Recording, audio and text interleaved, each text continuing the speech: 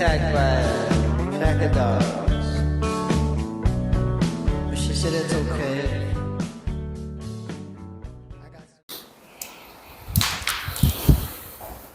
Hello. Thank you, Bradley, for coming here. It's alright, son. What's been happening, bro? I fucking see you just bought a house and shit. I didn't even know until I seen the thing on Instagram. Yeah. Me and my missus just bought a house again. Oh, I just bought a house again. It's our first one together. Yeah. But I just go. yeah, it should be good. You both bought it. Yeah, we both bought it together. Should be good. Going back down to Bitten. Bitten. Yeah, a bit closer back to where I was in the past and stuff. But yeah. What kind of is it? Obviously got a big backyard and shit. You got big plans for it. Yeah, it's only 3 years old, so like it's pretty new. But yeah, we're gonna do a heap to it. Got some pretty cool plans. And PineappleCrete it out. Oh man, I'm gonna have concrete everything. Concrete cutlery. Nah, but we're gonna make it pretty cool. Like we're gonna get real creative. Nikki, my missus, she's an absolute superstar. Like she's so creative. Like she can draw, man. Like Really? Yeah, she's a really good drawer. Like real creative, arty. So she's gonna plan out every room. Yeah, she's gonna make a fucking something that you haven't done would be fucking sick as the bathtub. Well, that's kind of like that's sort of where we're gonna when we do dive into that. But where I want her to be involved with design and stuff for PineappleCrete in the future. Yeah. Sort of going to take a bit of a different turn soon. It'll be good as well, like because this is your own house, you've got plenty of room to make mistakes and stuff like that. So and to try a lot of new things because 100%. It's your own joint. You don't have to be like, oh, this has to be perfect. You know what I mean? Yeah. You can fuck things up. Best way to learn.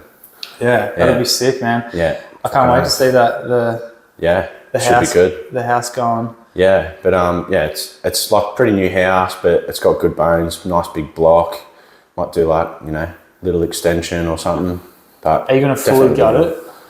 We're not gonna fully gut it, but like there's tiles throughout the house now. It's brand new, but it was just like a cheap project build.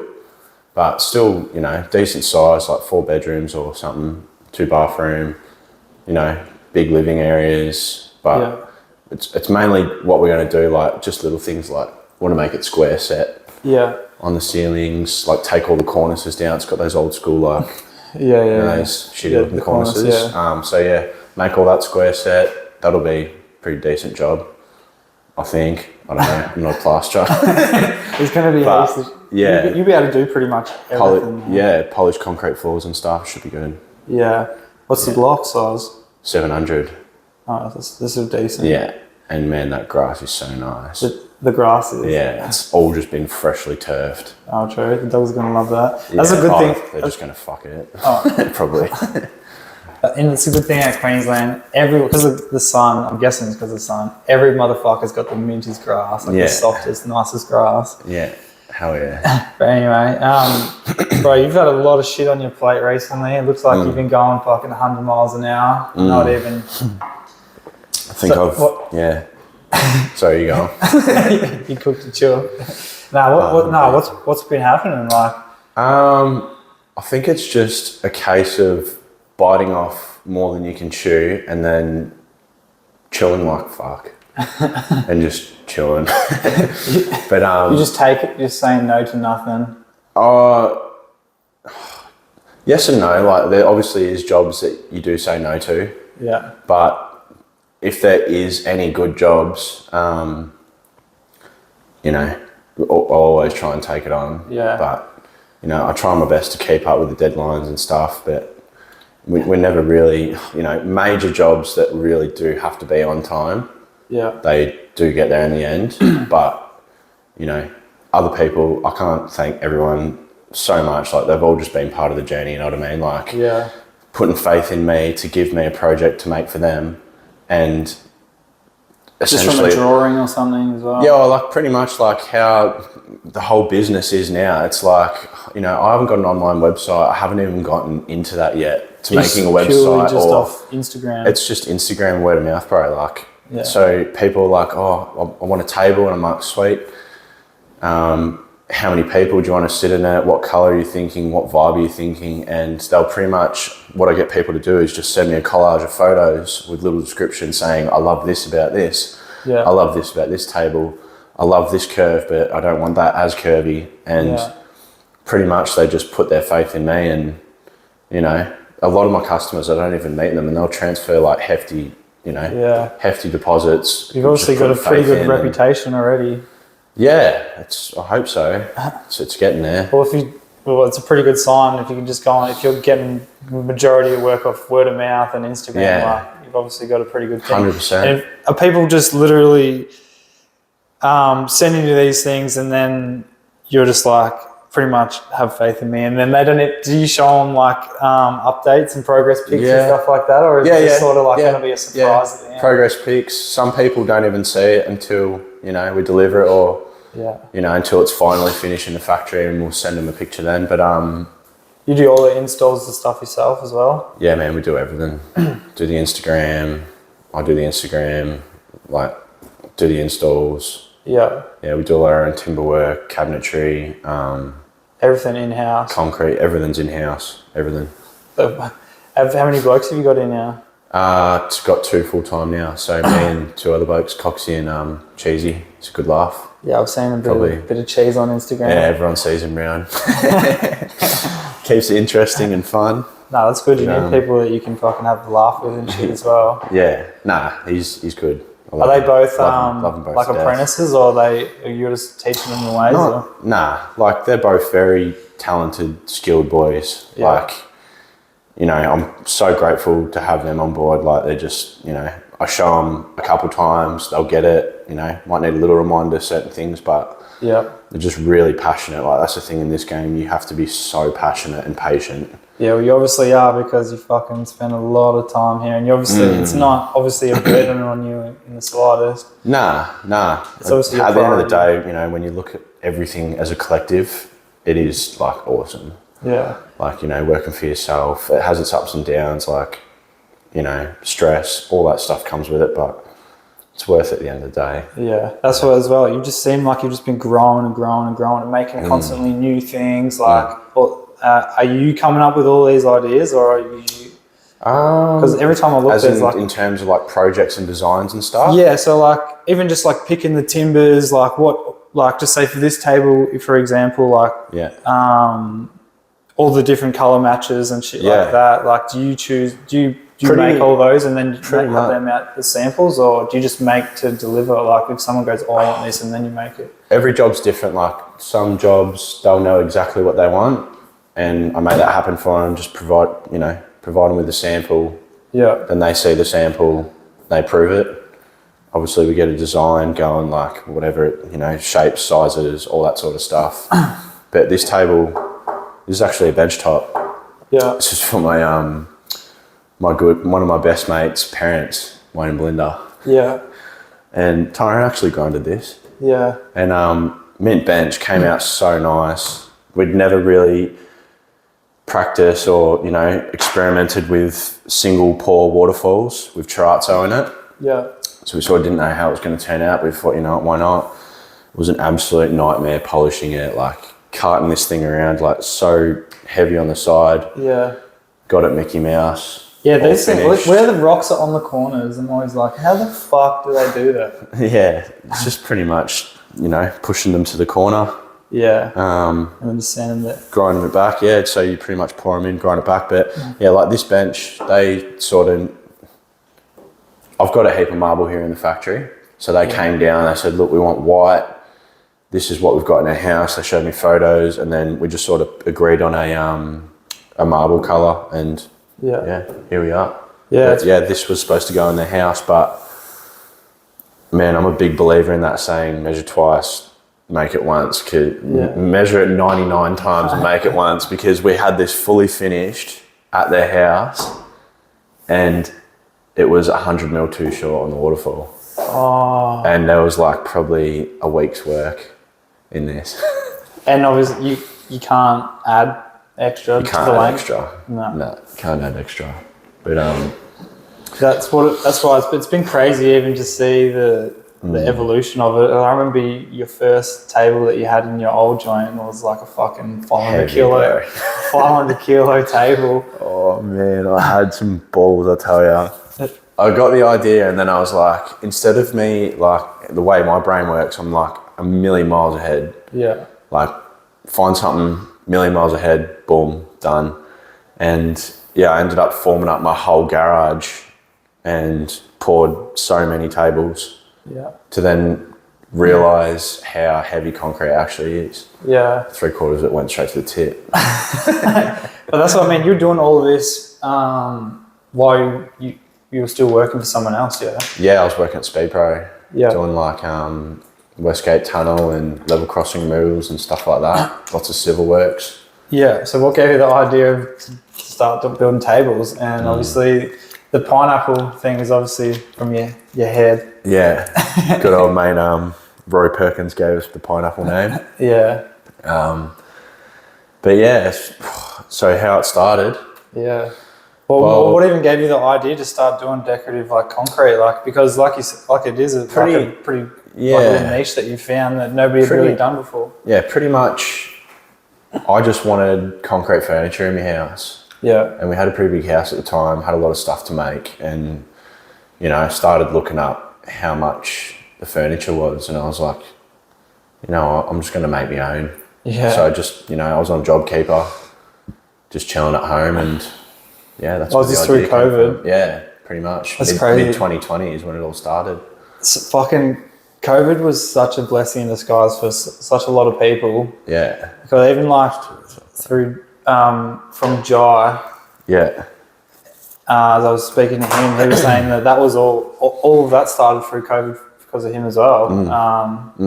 And it was a huge blessing in disguise for a lot of people. I reckon, honestly, as bad as COVID was for a lot of people, I feel like it was someone knocking on our door to really get creative and, you know, chase. Nearly was there for a reason. Like, if you look at it that way. Think about how many people that I know like started their businesses in COVID because we had so much time in our hands to really think about everything in life, and you know, that can take a downturn if you're thinking about the wrong stuff and spiral down into a bit of a depression or whatever.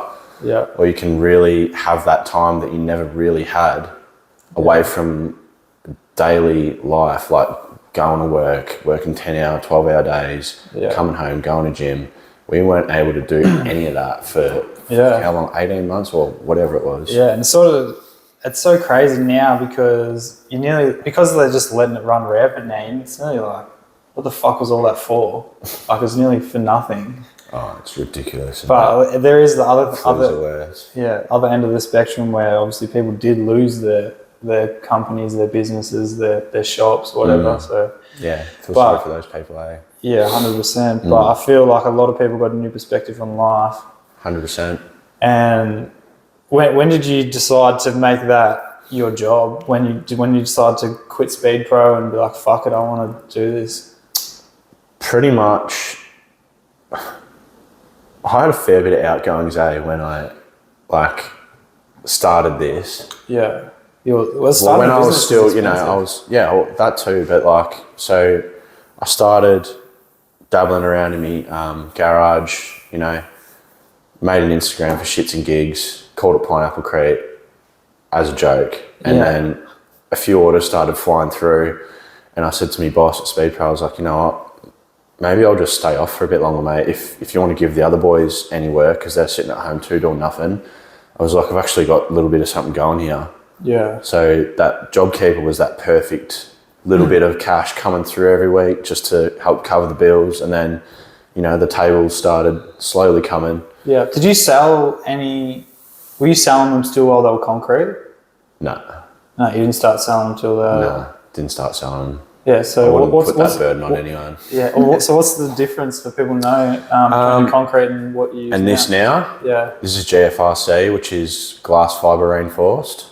Yeah. And super high MPA. Probably, I think that, I don't know, correct me if I'm wrong, but I'm pretty sure this stuff, once it's cured like this now, would be around 110, 120 MPA.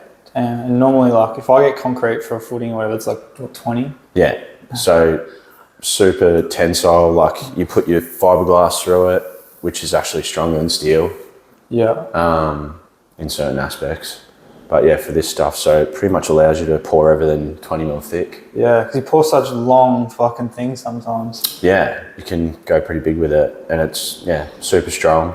But yeah, I just stumbled across it. One of my mates, Dean Edwards, he's seen what I was doing in my garage with the conch, and he's like, mate, you need to get onto this stuff, GFRC. And I was like, what's that? And he's like, it's the new concrete, like, check it out. And lightweight.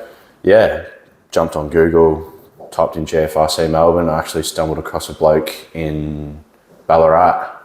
Yeah. His name was Yuri, and he was a lovely bloke. Pretty much the only training I ever had for this stuff was, I got there, I bought 10 bags of this stuff off him. I'm like, I've never done it before, mate. And he's like, all right, I'll spend some time with you quickly if you want.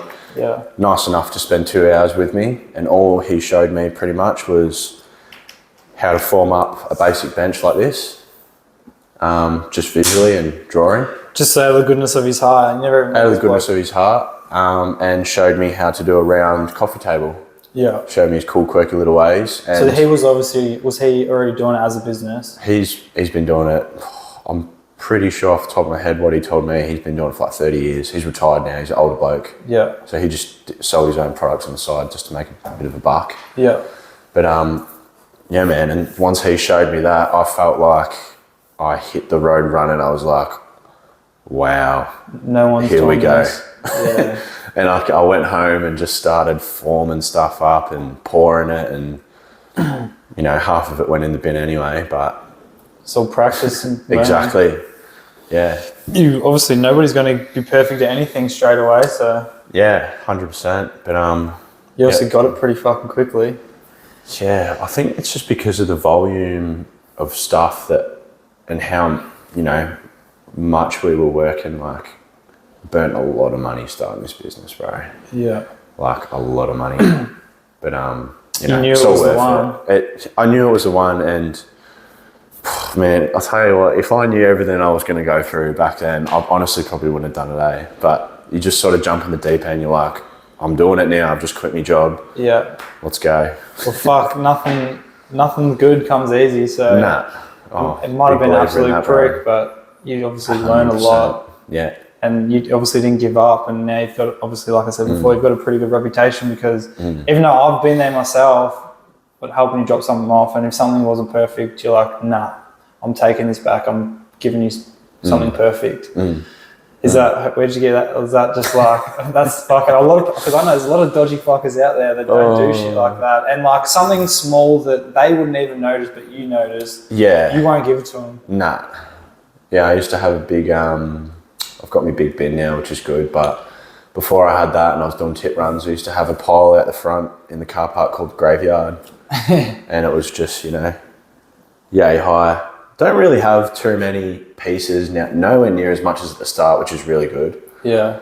Obviously stuff that's pretty out there and crazy, Don't always get first go. Yeah, you don't always get it first go, but that's all good, it's learning. Yeah. Again, it's the only way you learn, but and you're sort of pioneering it, because there's not many people that do what you're doing. So like, there's not, like you said, there's not really anyone to teach you. Like, I'm pretty sure you said that you've learned even some stuff off YouTube and stuff like that. Like, YouTube, just trial and error. I've got two awesome blokes that have really been by my side that I've just met from, putting myself out there and really giving it a crack.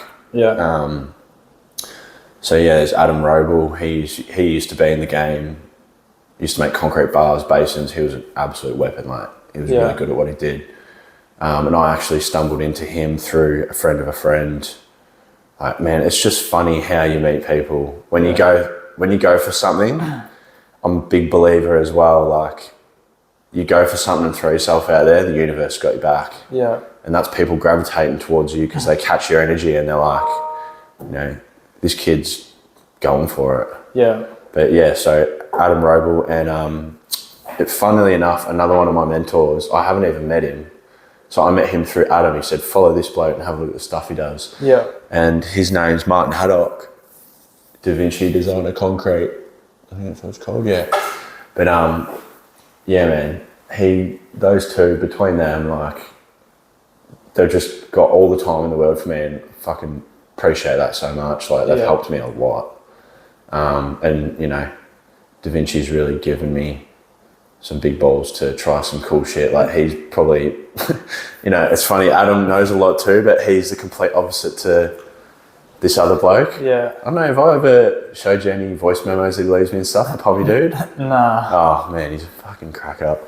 But, yeah, like, Adam's they're two complete opposites, but they're both very good at what they do and they know a lot. Yeah. Da Vinci's, he does some stuff that you look at, like, people think that I do stuff that's like, what the hell, like, man, you want to see some of the stuff this guy does, like, he pushes the fucking boundaries.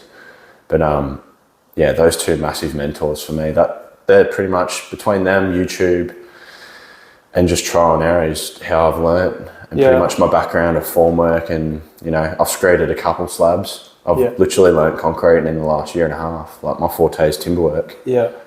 But, yeah. Has anyone come to you with something and you said no? Not because it was too small of a job, but if you thought it was too crazy, too ridiculous. Yeah. No. I've always given everything a crack that anyone's ever come to me. You know, they haven't always gone through. Yeah. But the conversation I have with them is like, I'm willing to, you know, try. We'll give it a crack. Yeah. We'll see what happens.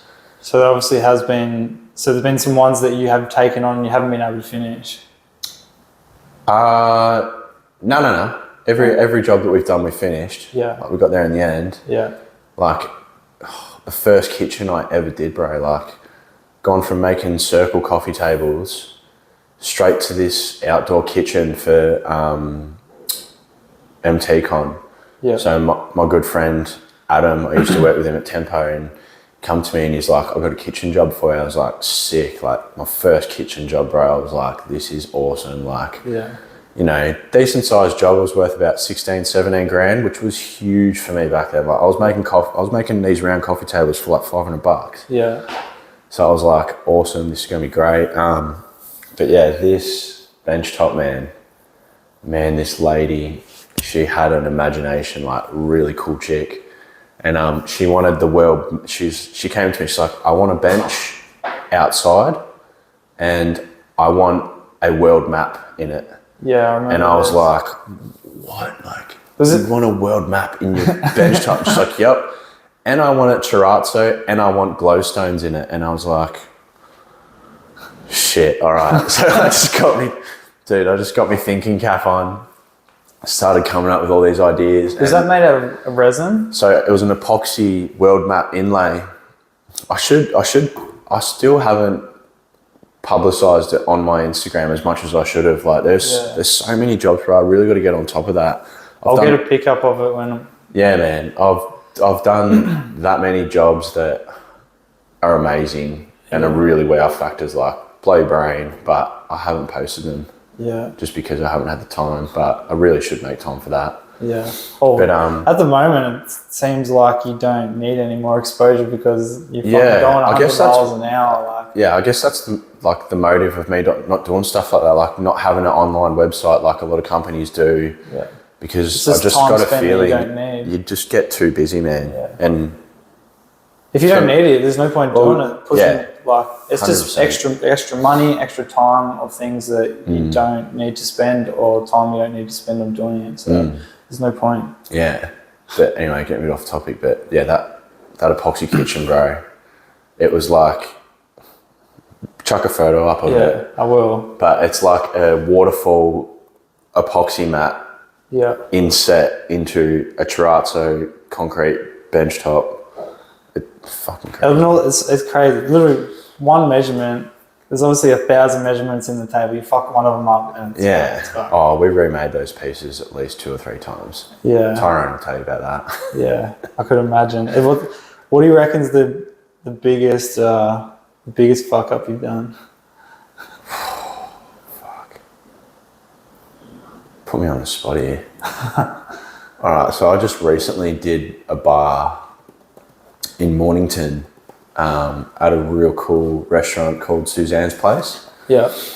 And I got to post photos of it. I still haven't posted photos of this one, bro. Like, this thing was 6.5 meters long, like 2-tier bench top, green fluted concrete walls all around, and the whole thing was self-supporting. Yeah. Like, there was nothing supporting this thing but all the concrete. Yeah. Pretty much, you know, went and met Suzanne, came up with a brief with her, what she wanted. We picked a shape, this cool looking P shape. Yeah. And the whole thing was pretty much built in my head. And I actually bought an iPad and this program that I've got now just for this job, because I was like, nah, I need something to plan out, I need more drawings. So anyway, started making it. And I had made all the green fluted profile walls. Such a stupid mistake, bro. The first time we poured them, we'd obviously never done fluted before. I tried spraying it and pouring, and it came out all holy and shit. Yeah. There's no steel in this, is there? No. Nah, it's all fiberglass. Yeah. Yeah, poured all that, came out terrible. Spent 3 days trying to fixing it with 2 other boys, grouting, sanding, and I was like, nah, I'm so not happy with this. It probably could have passed. Yeah. But I was like, nah, not having it, straight in the bin. Re-poured everything again, got it all finished. Yeah. To then realise that, stupid mistake, bro. I had formed it up as the plan read. So with formwork, everything's back to front, working in 3D. Yeah. So I'd poured everything back to front. Oh no. So if you added it up, what the job was worth and what was charged for those panels. Yeah. Like, I remade those panels, it took me 3 goes. Stupid mistakes, and yeah, that was probably like 15 grand's worth of shit. Yeah. Just straight in the bin. Not to mention all the hours and the tax on me mentally. Yeah. And yeah, I could imagine that's what, how do you fucking obviously got a pretty strong minded for you to be like, no, I can still do this. You obviously got it in your mind that you can do it, even though you just made up mind of slip up. Bit obsessive in that. Yeah. What is it? Sort of, you get the mentality of like, I'm not fucking leaving till I'm fucking. Well, the way I look at it, bro, is if I put a job in and I've come this far and it's not where I want it to be, like next to perfect. Yeah. If I put it in and it's not like that, and we also have already stuffed it up before, I'd rather redo it a 3rd time and get it Mickey Mouse and get it right that time, rather than do it the 2nd time, I'm still not happy with it, and I redid it, and then every time I go to that place in Mornington, if I take my family out there for dinner or whatever, I'll be looking at it. Yeah. And at the end of the day, it's our name on the line. Yeah. Which I think, honestly, it has paid off. Like, the whole business is run through Instagram. Yeah. And word of mouth now. Like, honestly, I get not many jobs at the moment through Instagram anymore. It's all just, hey mate, you did a job for, I got your number off Barry. You know what I mean? So yeah, it's pretty much just word of mouth. That's crazy. And I've seen you've been doing some fucking jobs in the state as well. You've got the PineappleCrete GC. Yeah, that was that'll happen one day.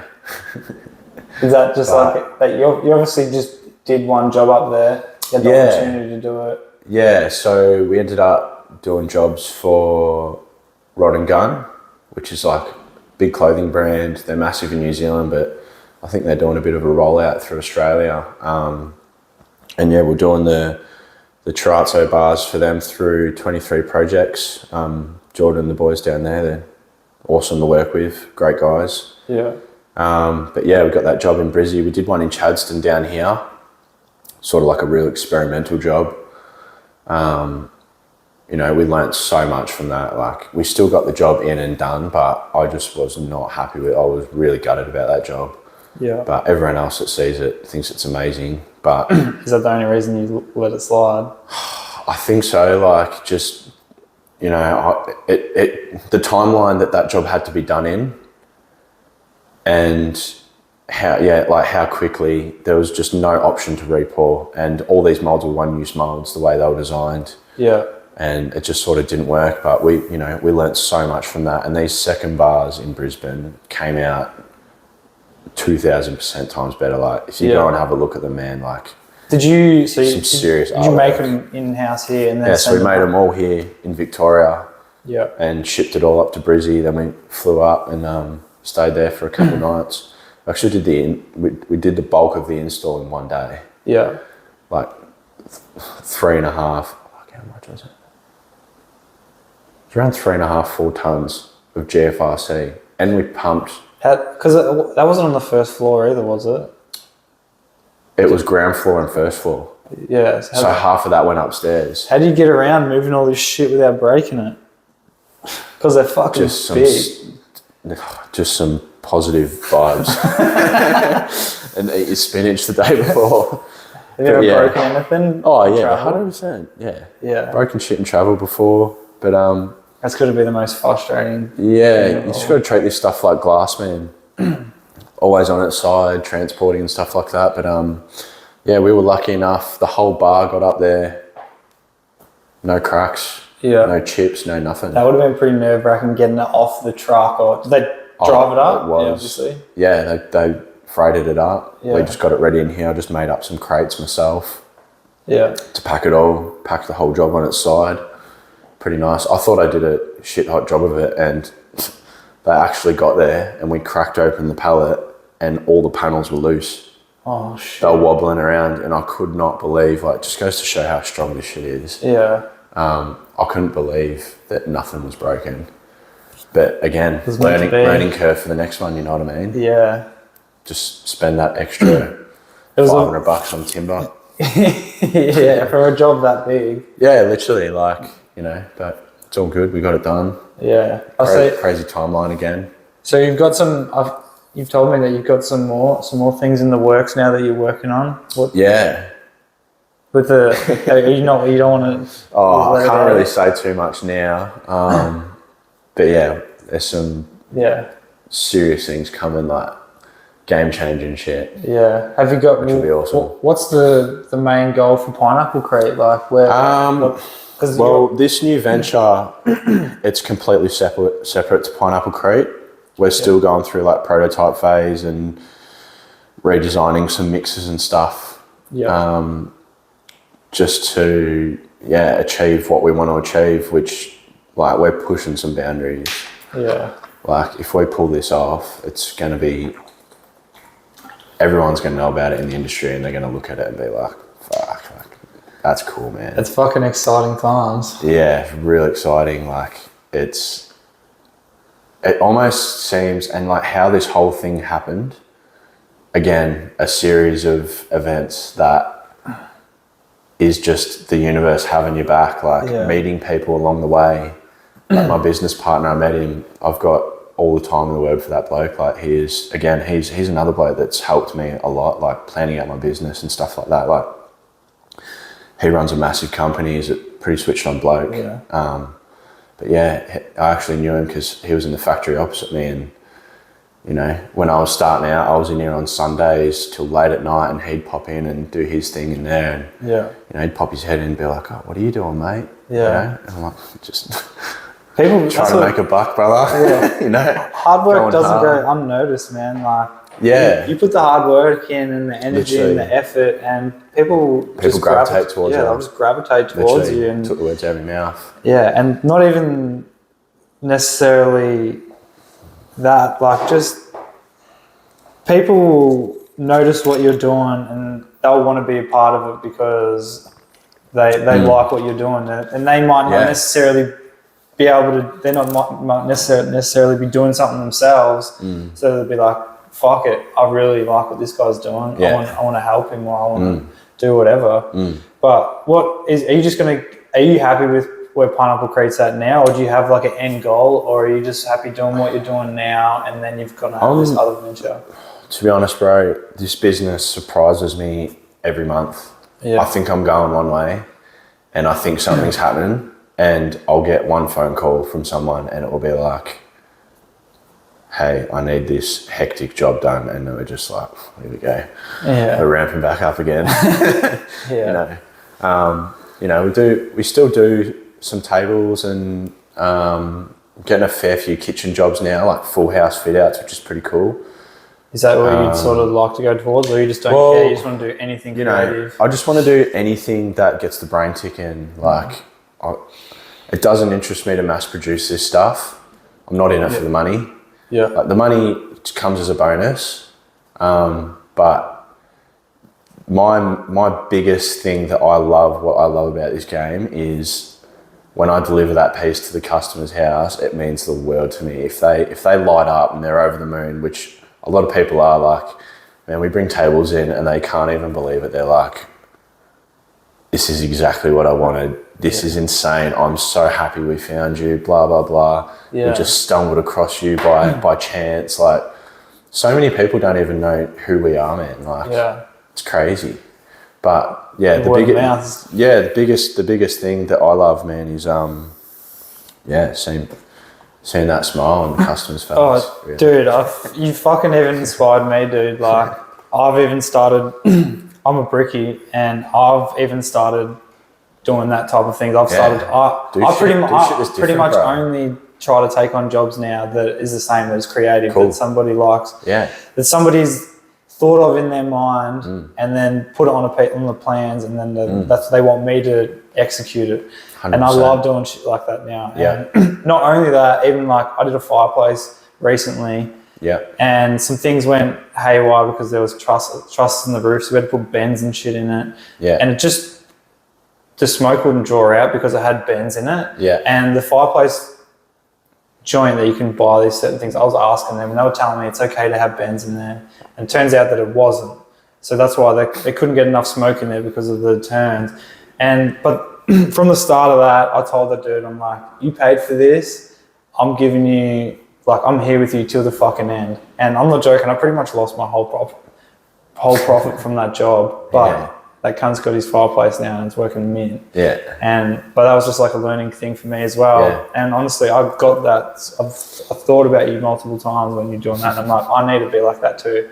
And not only that, now this guy's got me doing heaps of other shit at his house. See, it always stems from somewhere. I've had a few jobs like that, like, you know, haven't made much money from it, or nothing really, or it's cost me money. It's been a big learning experience. 100%, bro. The experience, and, you know, doing the right thing by people. Big believer in that. Like, you'll be the first one in their book. Yeah. When they need something that's in your area, you know what I mean? They'll be like, because good help is hard to find these days, man. Like, not dissing any tradies out there or whatever, but there are a lot of bad tradies out there. Like, well, people, they just don't care. They don't care. They're in it for the money. You know? Yeah. And if you're in it for the money, then you're already losing. It's crazy how it works, bro. Like, if you're in it for the money, you're not necessarily going to get it. But if you're in it for the obsession or just the love of the thing, the money just comes with it. It just follows. Yeah, it's weird how that happens. And a lot of people don't, like, especially even me, like, I didn't realize that until literally other people showed me that way.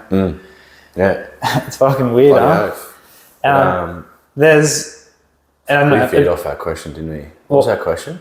Oh, I don't even know, bro. But I know it always hasn't... PineappleCrete wants to be. Oh, yeah. No, I just mean like... Being creative, yeah. Yeah, 100%. Anything that gets the brain going.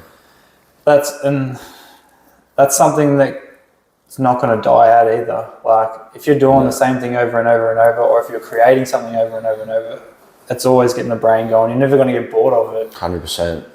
Definitely. But I know it hasn't always been fucking PineappleCrete and working hard. What was it like fucking growing up for you? I know your parents weren't together. Yeah, my parents split. Had a bit of it. I wasn't even one, I don't think. Yeah. So I've never really known what it's like to have parents.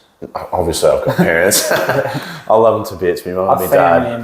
They're like a, you know, one family household with a brother and a sister and the mum and the dad and the one house. Like, man, I've been on the move my whole life, Like, I've lived on boats. I've lived in factories. Like, lived on a boat? Yeah, man. Where? Oh, me and Dad back in the day. This is what I love about my dad. Like, he's the most loving, best, kind-hearted bloke. Like, not a bad bone in his body. And like, me thinking back now to my childhood with my dad, like, I had 1 week with my dad and 1 week with my mum. Yeah. My 1 week with my mum, like, it was structure, clean, you know, all that just that polar mum, opposites. just that mum stuff. Yeah. And then Dad's week would be no structure, riding my dirt bike around Rosebud streets, like on the road. Like he wouldn't care. Like he just let me go, man. Like, and that was like my spirit. Like It's kind of a cool thing that you got a bit of both worlds. Man, so cool. Like I would not change a fucking thing about my upbringing. Like I had the best of both worlds. My dad let me run free and experience shit for myself in life. And my mum, she kept me in line a bit. No, she did keep me in line pretty well. Like she done an awesome job on her behalf. Like she was the one always like driving me around. Like when I started playing basketball and stuff, bro, like all she would do she devoted her life to bringing me up, man. Like yeah. Amazing, bro. I look back on it now and I don't even know how the fuck she did it. But she just had that will, you know what I mean? Yeah. She wanted to give me the world, so she gave me the world, and I'm fucking so grateful for that. You can never fucking repay him, that's for sure. Yeah, nah. But yeah, tell us about living on a boat. oh yeah, the boat. Yeah, so me and Dad, at one point, I don't even know why the fuck we lived on a boat, but How old were you? I was like 6. That's fucking... Yeah. Come on, son, we're going living on a boat. Down at Hastings Marina. So I can't remember what was going on, but I don't think we had a place to live.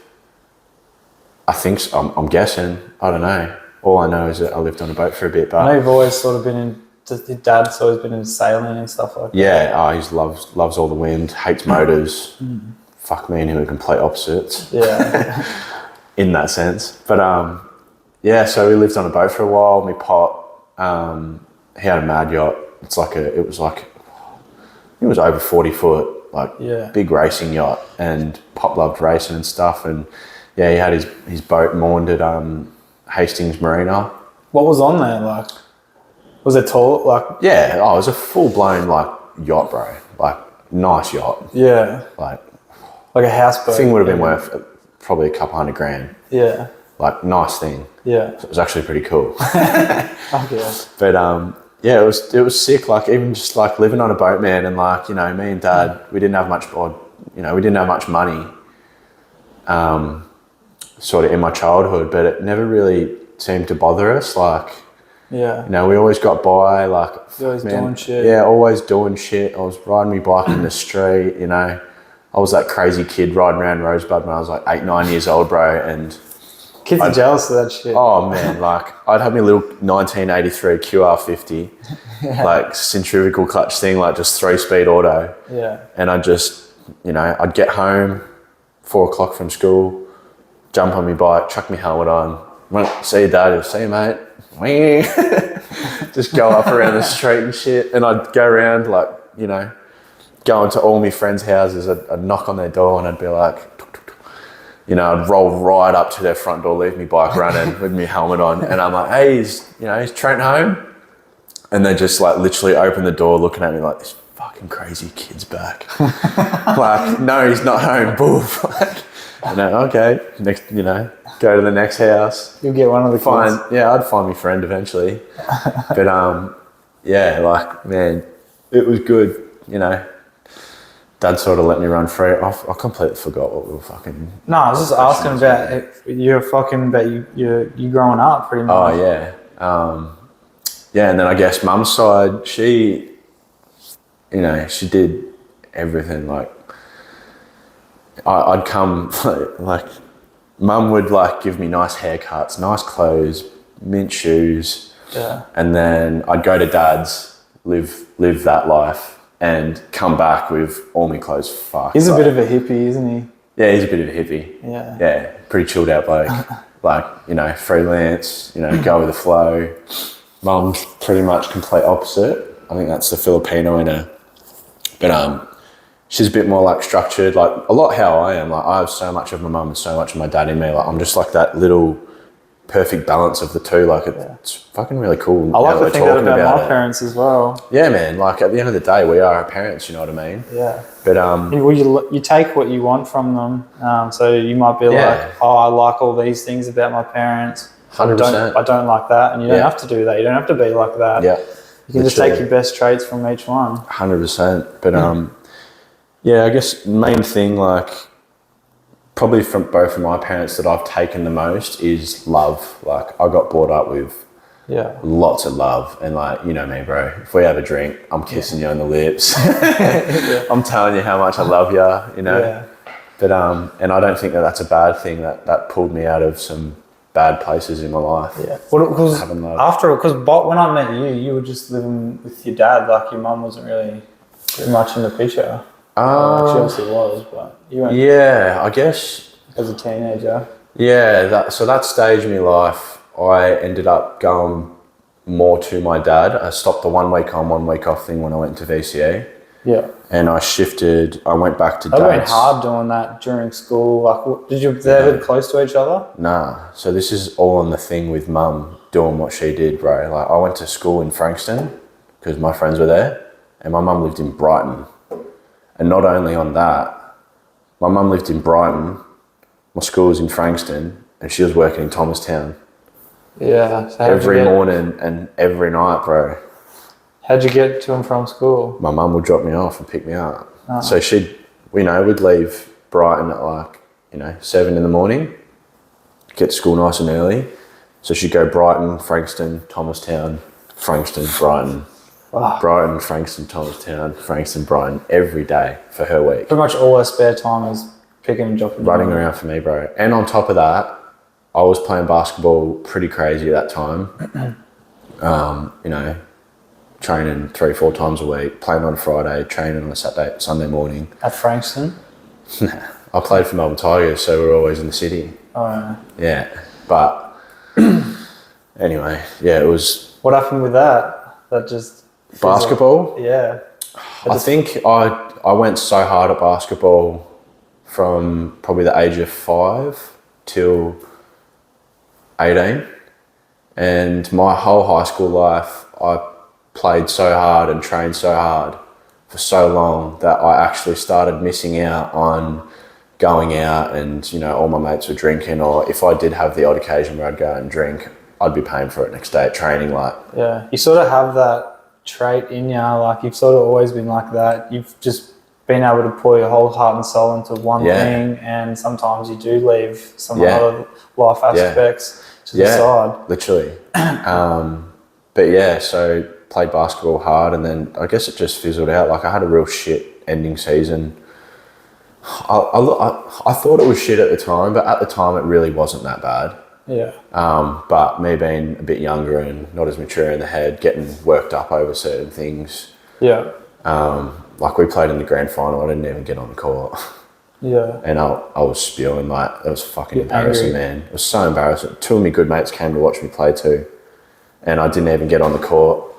And I was like, that was just the cherry on top, to be honest. But in hindsight, when that was happening, like, it's not that I was a bad player in my team. I think my coach was, showing me a lesson, because that's when I started going out, and, I was going to my basketball game on a Friday night, and then, I'd go do my game, drive there, 9:40, 10:40, get back to mum's at 11, smash some food, and then I'd drive straight to Tramp to the city and start partying. And I'd party all weekend, and in the end, I never trained on Sundays. Yeah, that's exactly what happened to my footy career. I was doing the same thing. I was like in the AFL development squad and shit, and I was doing everything, training 5 times a week, playing Saturday and Sunday for my local club and for Stingrays. And then as soon as I started partying, I was just like, this is way easier and way funner. And it just I pretty much just started partying instead. And there is that little bit of fucking, what if? But I went back and I played probably 3 or 4 years ago now. I went back and played seniors again, and I knew straight away that that life wasn't for me. Like, I enjoyed playing and I had fun playing and stuff, but it's a full life commitment. It is. It's like you join the wolf pack. Especially when you're at a level of that, like, that they expect you to come to every training, they expect you to come to all their functions, they expect you to be there after the game to support. Before the game. Yeah, before there and after game, support them, spend money at the club, you know what I mean? Yeah. And like straight away I was just like, nah, I don't want to do this. Like I'd rather spend my time doing something else. 100%. Yeah, it's a bit of a commitment. Fucking the alcohol and the drugs fucking hit hard. I remember going to footy like stoned and shit, like or you just be, as soon as you get there, you're worrying about what you're doing after the game, you know what I mean? Literally. That's pretty much, I guess, where my career fizzled out. Yeah. I just lost interest, and I guess... How old was that? 18. 18. Yeah. So first turned 18. Were you still at school then? Did you finish school? Yeah, I finished VCA. Yeah. Yeah, so I did VCA. But yeah, even like in VCA, like as soon as I got my hands on a fake ID, me and my mate Dill, we were going to like a lot of gigs. Yeah, like same bands.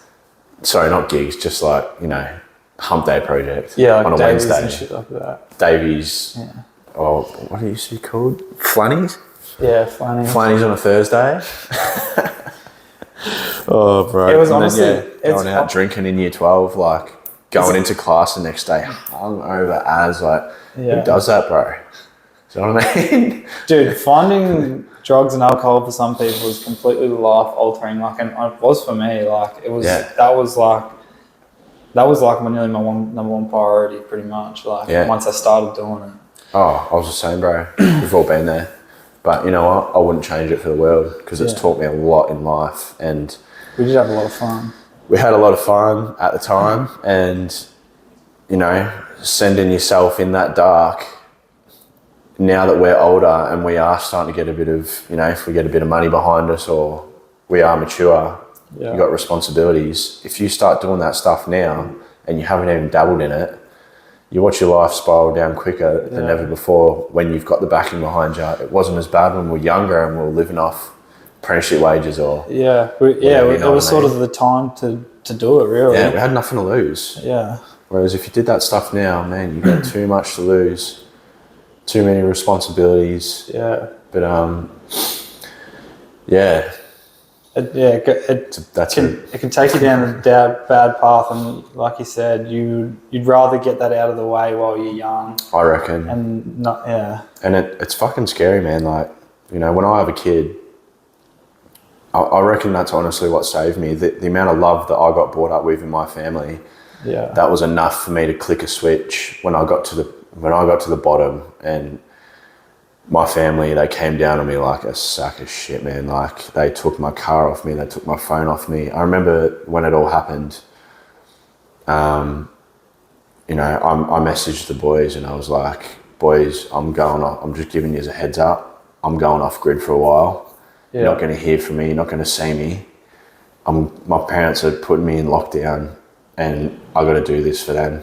Yeah. I got to prove to them that I'm not that person. You know what I mean?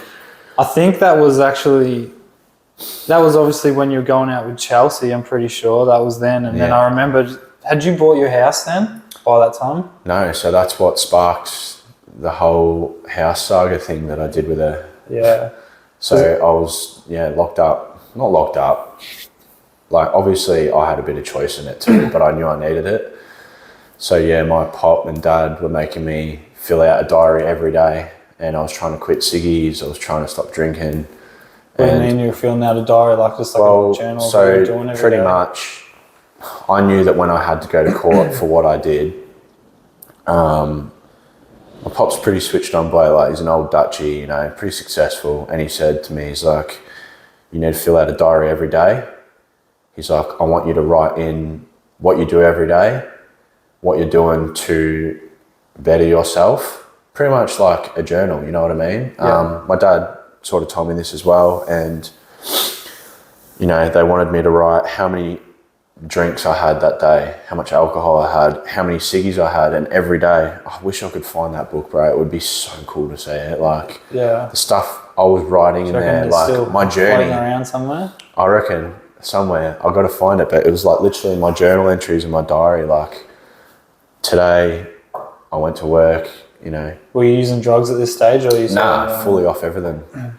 And like that was my turning point where, you know, stopped doing all the hard drugs and alcohol and trying to get off smoking the ciggies and stuff. And this is like, comes back to what we were saying before. I'm pretty sure that was the time when, as soon as you got your house, I know, like, I remember hanging out with you like a little bit, but at the start, but then you just full went off grid, and it was sort of just like you and Chelsea put your whole heart into being with Chelsea and renovating. Like you barely spoke to any of your friends really for probably years nearly, I reckon. Yeah. And oh man, it was bloody crazy, eh? Like, it was like, what was your mindset like at that stage?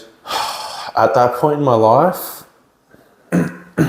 I felt like everyone was still sort of floating around doing their thing, like involved in that sort of stuff. And my personality and how I am, if I'm around my mates and my mates are doing something, I'm G'd up, like, man, I've got the bendiest arms you'll ever see. You know, like, not so much now with that stuff. Like, it's a bit different now, but at that point in time in my life, like, you know, I was still only 21. I was 20 years old. So the day me and Chelsea got the keys to our house was my 21st birthday. Yeah. To our first house. And yeah, like, I guess that's why I sort of just veered away from the boys. Like, I still caught up with you every now and then, but just time and a place. Yeah. And to be honest, like, I'm fucking going through that. I've been going through that the last like 4 years in my life, and like I've had to cut people off and do that. Hard, but I just it's fucking so hard. I just never was able to really do that. Yeah. And like even still now, like I have friends that I just don't speak to now because I don't agree with what they're doing, and I've tried to speak to them, and it's just getting nowhere. So I've just literally had to just cut them off. And honestly, at the time, we didn't see it like that at all. I know we didn't really speak about it, but it's like it's good to know that now, because I didn't really know that, and I didn't know what the situation was, but I knew that obviously you didn't want to go down the path that you're going down. Yeah.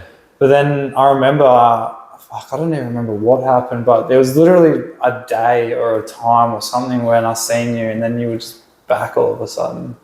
You must have honestly not seen us, or me, just say from my thing, you must have not seen me for like 6 months, and then I seen you, and then you might have seen what we were doing as people, and you might have been like, oh fuck, I've missed hanging out with you. Like, you're not doing what you were doing now. I feel like I can be your friend again. Yeah, pretty much. Hey, at the end of the day, it's pretty much when we all stopped smoking gear, or like when everyone got over that phase. Yeah. Fuck, that was like deadly. But especially that drug is just the strongest fucking mind altering thing that's ever fucking crossed this planet, bro. Because I can deal with other people doing anything else really, and that drug's just fucked, like. And it's a drug that you can do every day. Like, people aren't doing fucking pills every day and shit. No. Like, that's just... It's a functioning drug. Yeah, it's fucked. But I'm fucking super grateful for all of our friends. We sort of went through it at the same time, but... That's what I find amazing about our friendship group, bro, is like, we went through that together. Yeah. And, you know, everyone can always say like, oh, I was hanging out with the wrong crowd.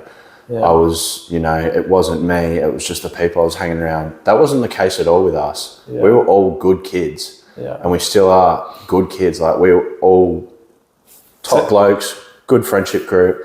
And we're still friends. Well, I am pretty much. 95% of the people. 95% of the people there, man. 95% of people are off that shit. Yeah. And we all came out the other end of the tunnel together. Like, yeah. You don't hear that much these days. Like, if you paint a picture to everyone that's watching this, yeah, you know, 15, 20, 18, 19-year-olds smoking ice together, having the time of their life. If you looked back at a group right now doing that, how do you think it would look to us? You'd be like, these guys are going to be, excuse my French, these guys are going to be fucked in 6, 7, 8 years time. Yeah. But look at us all now, like. That's why it's crazy, and it's crazy that a lot of us doing really well too. Not just fucking just living normal lives. Like we've got 100%, man. We've got a few friends that are actually doing really, really, really well. Like I'm so fucking proud of like so many of my friends. Like, it's crazy where we've come out the other end and where we're at now. Literally, it's it blows your mind when you really do think about where we've been at. Yeah, and that's what I really wanted to get across in this podcast. You can do those. You can fuck up as kids. You can do bad things, and like you can fucking go as far as going to jail, and you can turn yourself around. You're still so fucking young in your 20s, like 100%. And you think you're so old. You hit 20 and you're like, fuck, I'm 20, bro. Yeah, like I'm just turned 30, and I feel like my life is just starting now. Like I feel like and my that's whole good, 20s bro, was a because a lot of people aren't like that. My whole 20s was a party. And now I feel like now I can start living my actual life. Like I've got goals now. I've got fucking things happening. You know what I mean? Like it's fucking, That's good. I've got another whole life ahead of me now. 100%.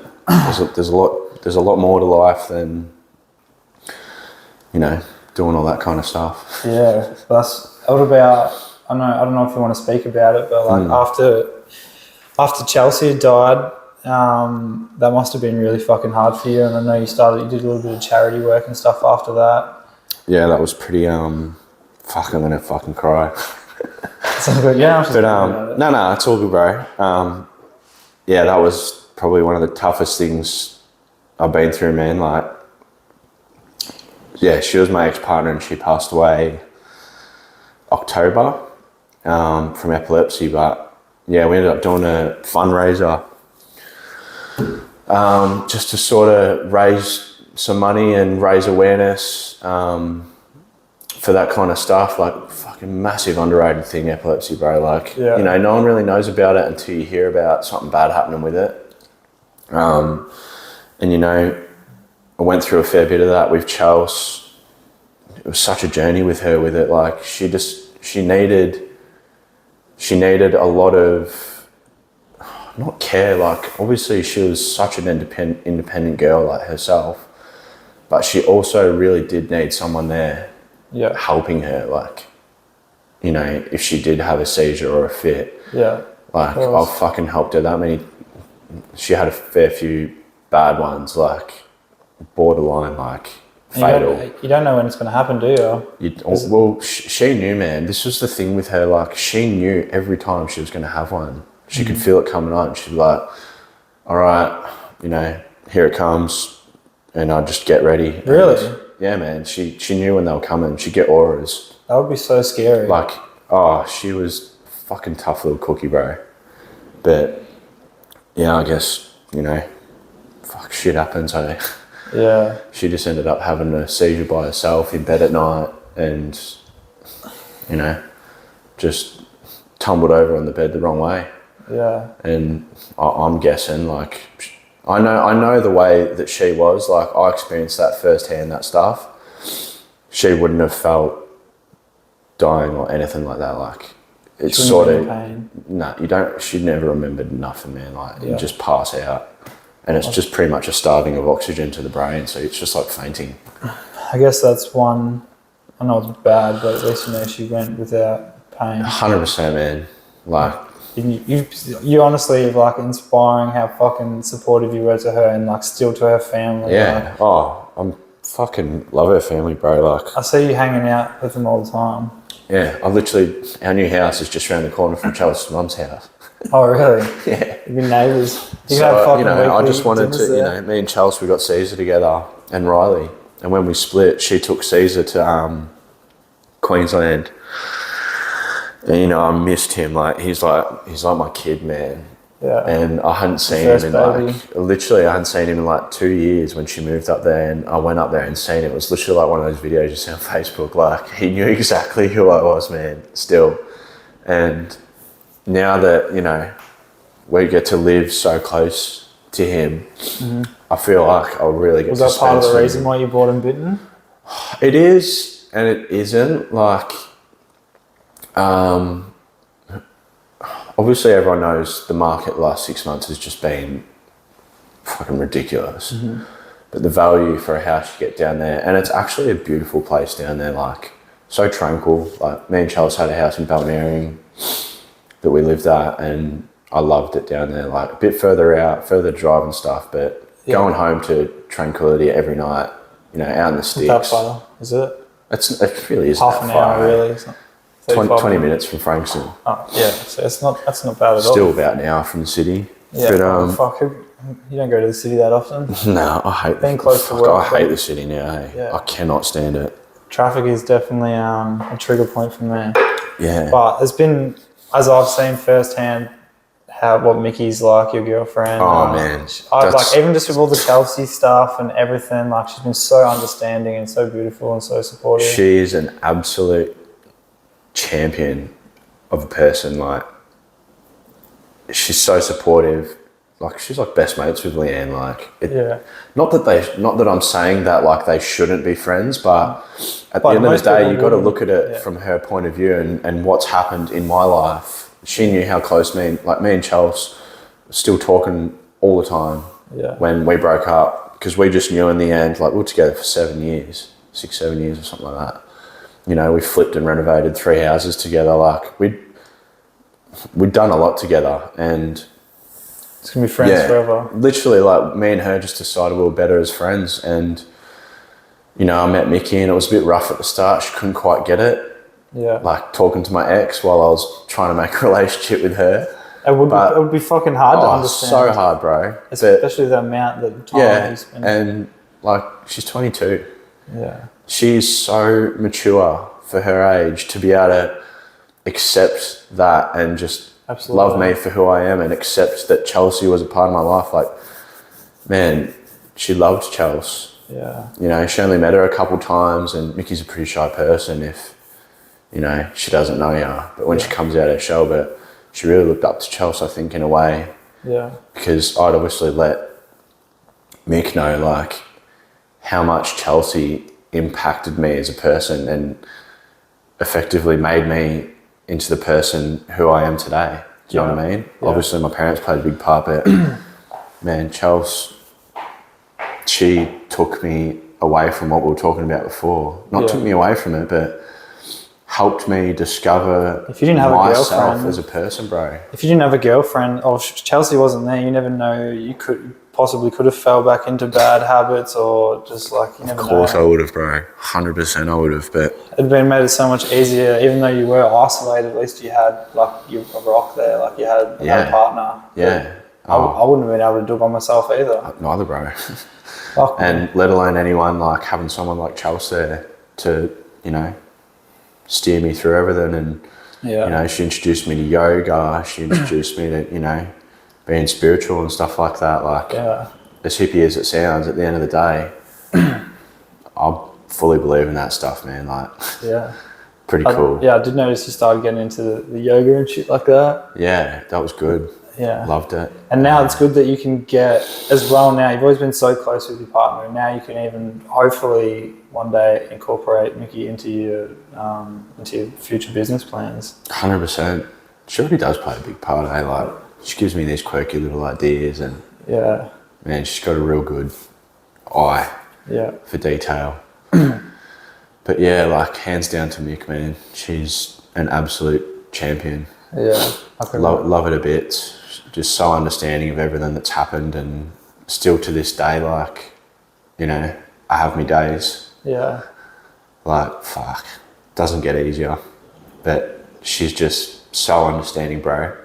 Yeah. Like she can, she's just especially being that young, man, because I know I wouldn't have been able to accept that shit. Like, blows my mind how mature that girl is, man. Yeah. She's more mature than me.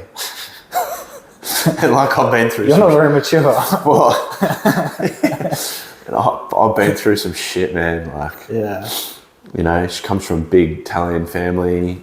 Yeah. You know, I met her and she's looking after her nieces and nephews at our place. Yeah. She was 21, 20 years old. She want to have 10 kids with you? Oh, no, we're not having 10 kids. We said max 2. Yeah. We want to be able to give I want to be able to give my kids the love that my parents gave me and put as much time into each kid as we can. No, that's fair enough. Yeah. I agree with that. I'll not end on such a sad note, but I know after I remember you saved up heaps of coin, and I remember you finally did this big trip to fucking Europe, and I remember how fucking excited you were. I dropped you off to the airport. You dropped me there. Yeah. And you were like, enjoy, son. I literally remember, because you get into work zone so heavily. Yeah, I know, I get a bit carried away. Yeah, you get carried away, like, you just, like, that's so good for all your clients, but sometimes you just needed fucking... Oh, 100%. You got all the time in the world, bro. Exactly. 100%. And yeah, I remember you finally decided that you were going to fucking give a little bit of you time, and you went to Europe, bro. Yeah. What was that like? That was cool. Like, taking off on a plane and not... You by yourself as well, or you flew over there by yourself? Pretty much. Like, it's so funny how it happened. Like, so I was waiting for my money to come in. So me and Charles, we obviously split up, and we're like, all right, let's sell the house. So this before you met Mickey? Yeah. Yeah. So me and Charles, we started, when I jumped away from that dark point in my life, not dark point, but all the, drugs and all that stuff, turned my life around. Anyway, me and Charles, we renovated and flipped 3 houses in 3.5 years, like 21 to 24. We were at 24, we decided to split then. Yeah. And by that time, we had a house together in Balnearing at 24 years old, bro, like fully renoed, sold it, got a heap of coin from it, we split it, the money up.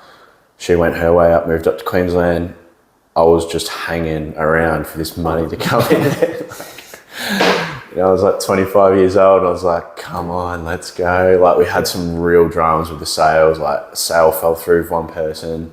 The next sale was a bigger settlement. Yeah.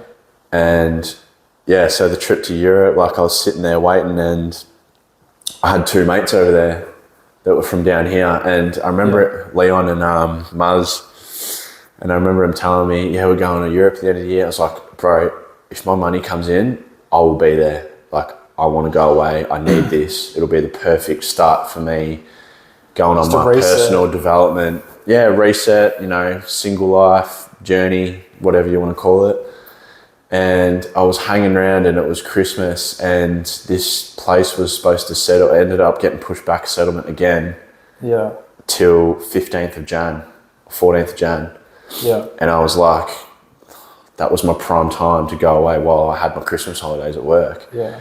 And I was sitting around waiting, literally sitting at home waiting for my money. Anyway, my beautiful auntie, I told my nan what happened on Christmas. I was like, she's like, are you supposed to be in Europe? And I'm like, just waiting for my money to come in, really. I can't go without it. Like, I don't have any savings or anything. All my stuff was in the house. Yada, yada, yada.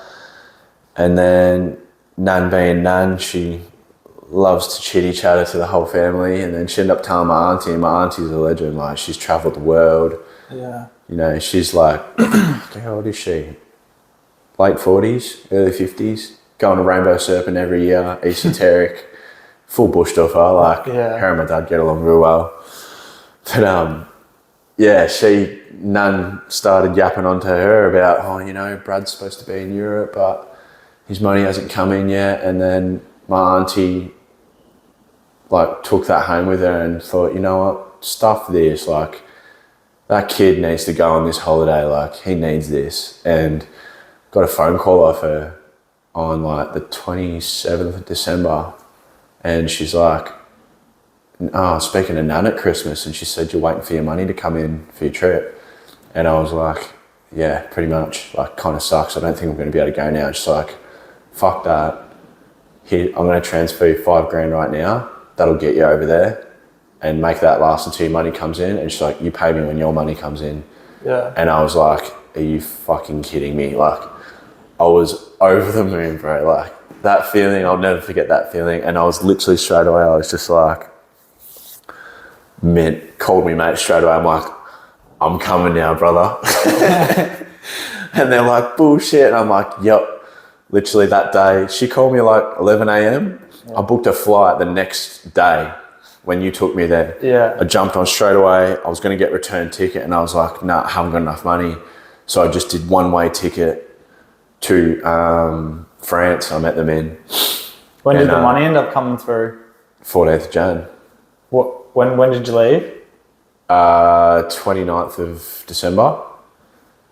Oh yeah. So you were over there for 2 weeks before it. Like, I don't even know how you made that $5,000 last 2 weeks. I didn't. I ended up having to borrow money off Mum. Yeah. She's an absolute saviour.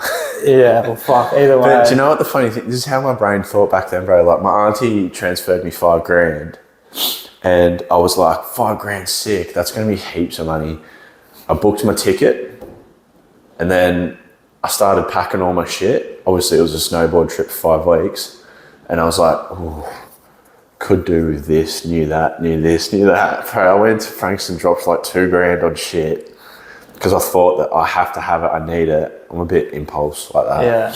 But and you had nothing there. well, I had the flight was like $1,400 one way. Peak season, like shitty ass time to book a flight. Yeah, day before as well, wasn't it? Literally, and then I went to Frankston, spent some money. Anyway, ended up making that last. Met the boys in France. It was mint. We were in Chamonix for 2 weeks. Snowboarded there. Then after that, I went over to Larks by myself. Yeah. But I wanted the boys to come. Larks is in Switzerland. Yeah. So it's like the snowboard mountain. Like, it's predominantly snowboarders. Yeah. And I just sort of winged it and thought, fuck it, I want to go here. And the boys were going back to England. They didn't want to come. They had no money left. And I was like, I'm going. Fuck it. I did this at a stage in my life, bro, where I wouldn't be the kind of guy that would go and sit down and get a coffee by myself because I'd feel weird. Yeah. You know that feeling that you struggle to do shit by yourself? Yeah. You feel awkward. Yeah. So I, travelled there. To do that. Yeah, man. And what do you know, first day of rolling by myself, I look up and it's like Larks open 21st, what was it? It was like 15th of January to the 20th of January. Larks Open is like a televised half-pipe comp, like freestyle comp. Yeah. And all the best snowboarders from all around the world were there. You had no idea it was on. Had no idea. And I was like, timed this to a T. Yeah. Met some fucking really cool people over there. First morning I got up to go get a coffee. Scotty James was next to me. He heard me ordering coffee and he's like, you from Australia? I'm like, yeah, mate. I had no idea who he was because I don't follow snowboarding. Yeah. And I was like, yeah, I'm from Melbourne. He's like, me too, bro. And I was like, really? No shit. And I'm like, what are you doing here? And he's like, oh, I'm riding. And I'm like, true. And then I remember Muzz and Leon talking in Chamonix. They were showing me him on Instagram. They're like, look at this guy, man. He's a nutcase. Like, he's an insane half-pipe rider. And by chance, it sort of clicked to me when I was talking to him, and I was like, you're not Scotty James, are you? And he's like, yeah, mate. And I was like, fuck, this is mint. First day here by myself, got the phone out.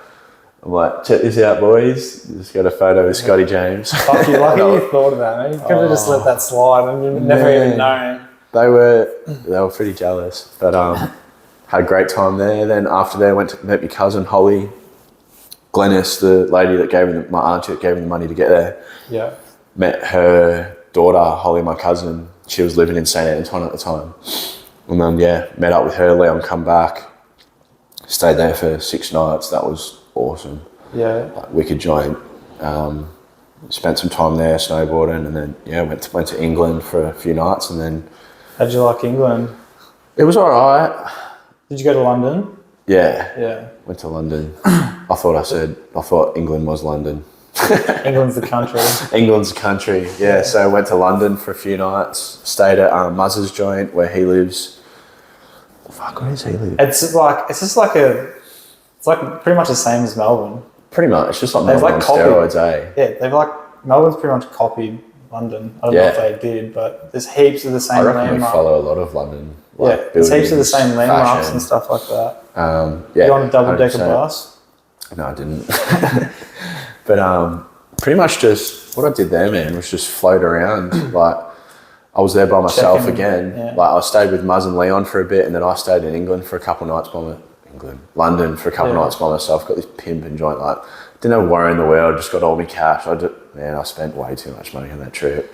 Oh, you probably just needed to get that out of your system. Literally, man. Gonna need to get out of your system. But yeah, I was literally just walking around in the streets for 3 days with my headphones, listening to Mac Miller's new album. Just literally, bro. I still remember it was like walking through like a dream.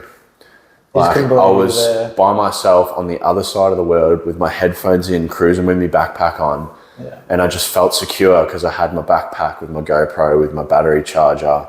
Yeah. You know, just the little things in life, a bottle of fucking water. And I was like, I'd worked so hard since I pretty much started flipping houses. Yeah. And this was the first time in my life since that point where I'd actually let my hair down and I didn't have a worry in the world. And I was just so content with walking through the streets. Yeah. Listening to the finally headphones. Doing something for yourself. Yeah. But awesome trip that. Yeah. I'll definitely be getting back to Europe soon. Have you got any other plans of going anywhere? Do you want to, because I know Mickey's from Italy, do you want to Mick really wants to go. Has she got family over there? She does. Her dad doesn't know who or where they are though, because he hasn't talked to them in 40, 50 years or whatever.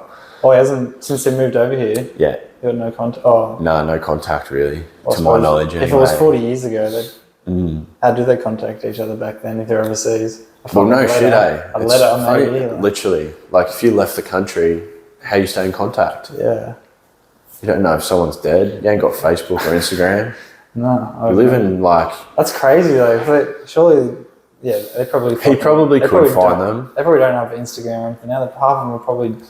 Probably still in the sticks in you know, Italy's a pretty... Not... I was about to say backwards. It's not a backwards country. Like, old school. Yeah. You know what I mean? You know, no phones. Yeah, their culture, yeah. Yeah, make your fucking dough. Don't buy it from the shop. Yeah, that is one thing. Mickey does that as well, doesn't she? Yeah, she's a wicked cook. I'll fucking love for her to make me a meal. We'll have you around for a pasta night. Yeah, she loves it. Makes her own pasta. But yeah, we're planning. We really want to get to Italy. Might even, depending how work's going with this new venture, hopefully we can get over to Canada with you and if you're still going. Yeah. No, we're that'll still be going. man. We booked the accommodation, so it's happening. Yeah, I'd love to get her over there, but I've got to get her better at snowboarding. Yeah. But what a way to learn, eh? Yeah, 100%.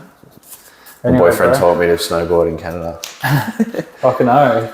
Sweet, anyway, bro, I'm fucking need a piss bad, but thanks. I appreciate you doing this with me, man. No worries, bro. Thank you. It's good.